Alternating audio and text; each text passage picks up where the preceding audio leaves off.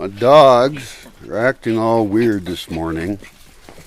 And that's happened before recently, where one of them in particular, my polar bear dog, my white dog, will just stand there whining about nothing and kind of giving little barks. And I think I figured out that what they want is to go for a morning walk, because I often go for a walk in the morning.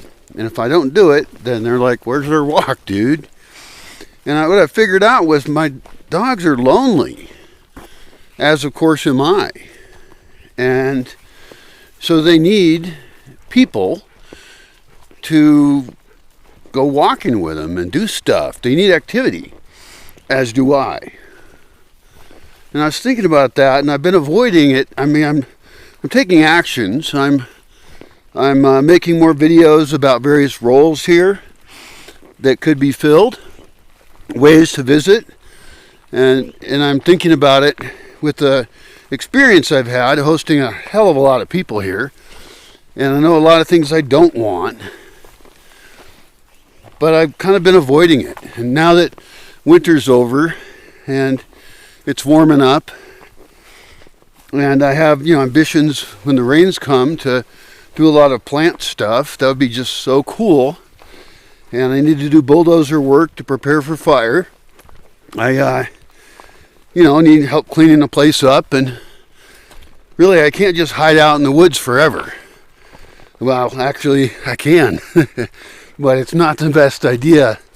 It's not really what I want. I'm conflicted, because when I think of people, I think of trouble.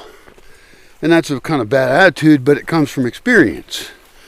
And I think my solution for that is to provide people with very specific roles and goals. Roles and goals. So that they know what to do that is productive and what the culture of the space is. Even things as basic as don't stay up all night partying. Get the hell up early in the morning. Live in the light,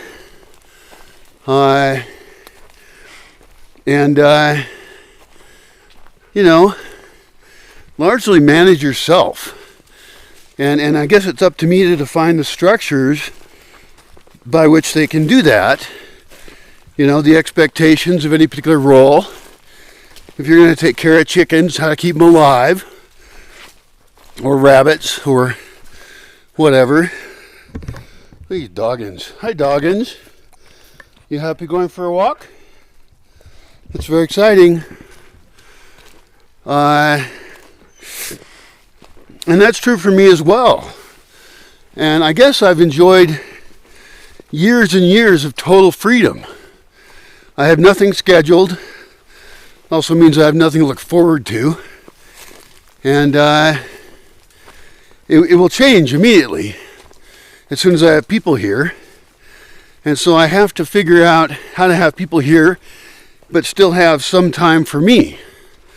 In fact, all systems should be designed to get me out of them. I should become irrelevant.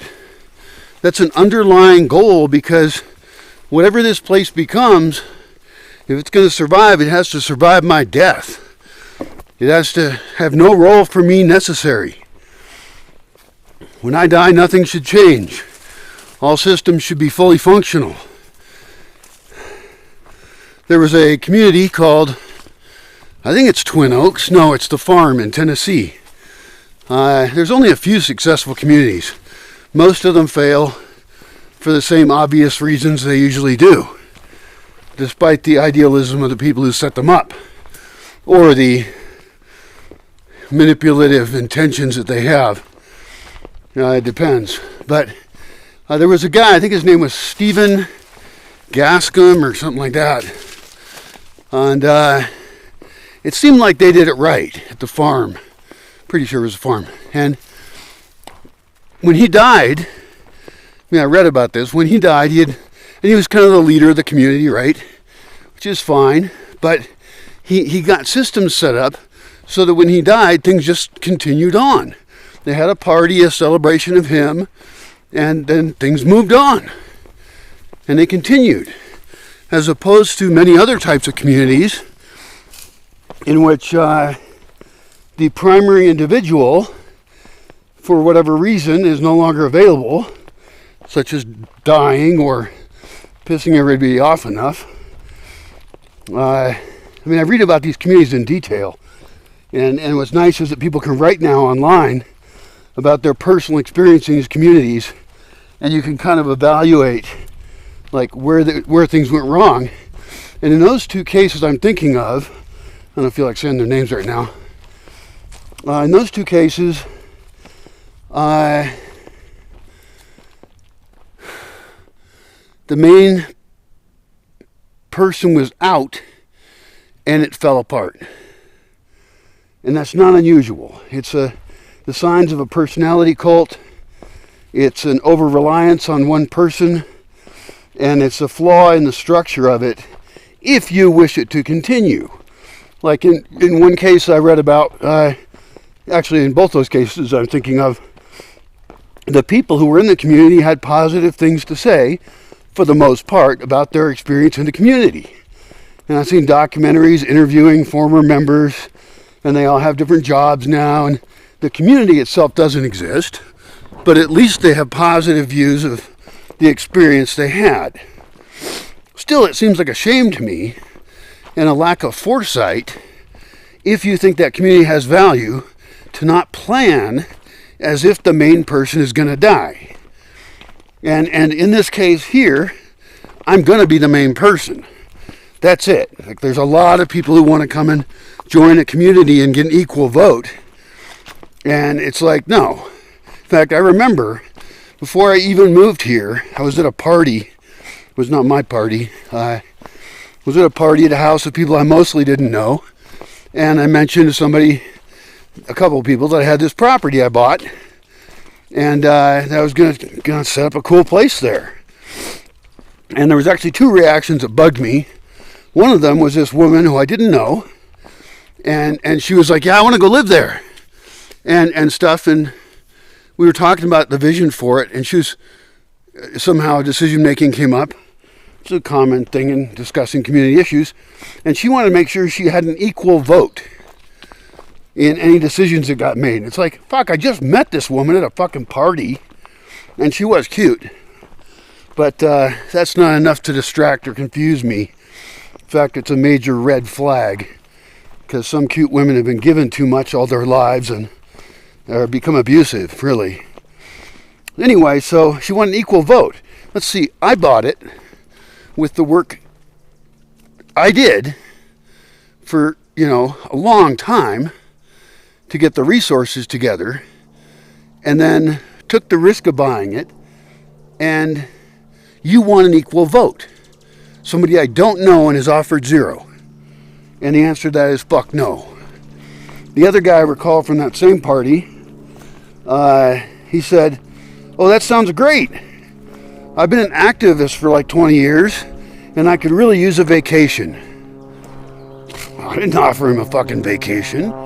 And I knew how hard it would be to be here, and that I wasn't going to be able to go on vacation here. Living out in the forest is hard. In fact, the first 3 years were especially really, really, really hard. And so just the presumptuousness of that pissed me off. So for now, this is going to be a benevolent dictatorship, and it may not be benevolent by your standards, in which case you're welcome to leave if you don't think I'm benevolent enough.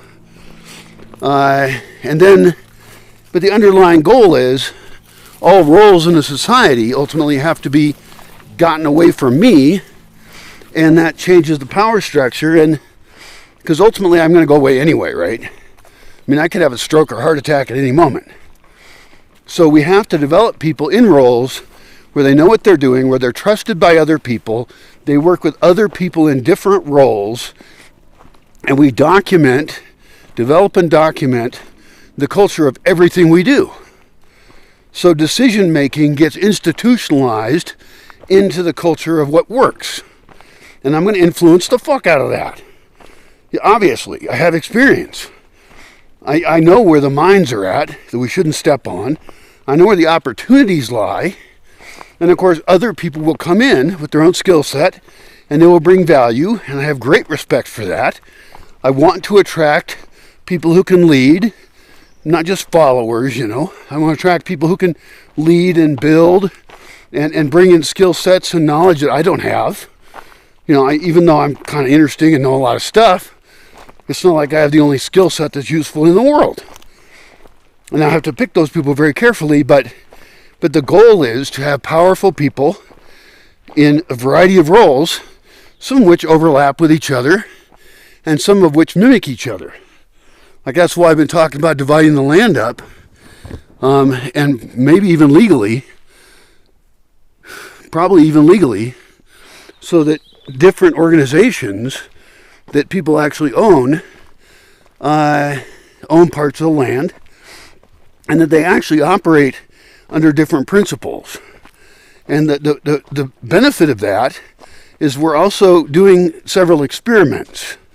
So we have a base level of things we know work, but then on top of that we have individual identities of a community and different rule sets that they live by, different goals. And part of that's even determined by the landscape and what the options are for that piece of land. What is its highest use? And that'd be really fascinating. And we could develop them, and some of them might fail, and they can reconfigure, or we might have some that have a higher turnover. Sorry, my voice is all fucked up. I'm not sure why. Hope I'm not going to get sick. I haven't been sick forever. And I really would like to not get sick. Because if I actually got badly sick, there's no help for me. So, and I can handle a lot. Doesn't really matter. But anyway, so that's the experiment I see.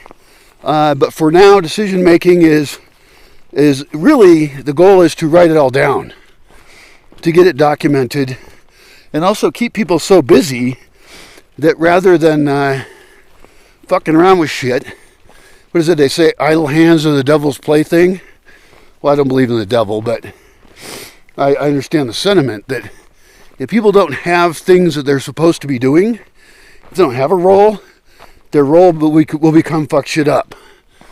Have their delusional thing, use other people's resources, their very important idea.